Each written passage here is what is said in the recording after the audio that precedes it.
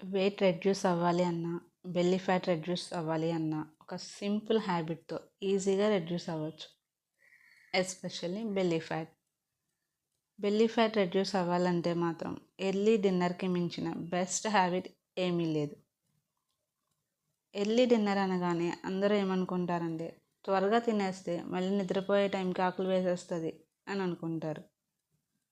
అందుకే maximum members ఎర్లీగా తినరు. అసలు అలా ఏం కాదు. ఒకరోజు, 2 రోజులు లేదా ఒక వారం కొంచెం కష్టంగా అనిపిస్తుంది. తర్వాత అలవాటు అయిపోతుంది, ఆకలి అనిపించదు.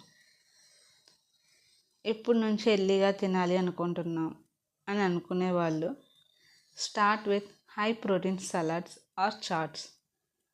అప్పుడు మీకు ఎర్లీగా తిన్నాం అన్న ఫీల్ అనేది ఉండదు.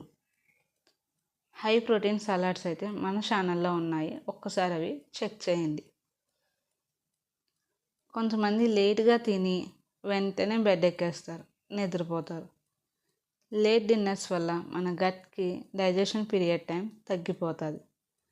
ఎప్పుడైతే డైజెషన్ సరిగ్గా అవ్వలేదో అప్పుడు మనం తిన్న ఫుడ్ అంతా కూడా ఫ్యాట్ రూపంలో స్టోర్ అయి ఉండిపోద్ది, ఎస్పెషల్లీ బెల్లీ దగ్గర. అండ్ ఆల్సో లేట్ డిన్నర్స్ వల్ల మన బ్లడ్లో షుగర్ లెవెల్స్ ఆల్మోస్ట్ 20% ఇంక్రీజ్ అవుతుంది. So stop eating late at night time. Early dinner వల్ల బాడీ ఫ్యాట్ రెడ్యూస్ అవుతుంది, మన మెటబాలిజం రేట్ పెరుగుతుంది, and most importantly sleep quality బెటర్గా ఉంటుంది. మన dinner time in between 7 to 8 PM ఉండాలి.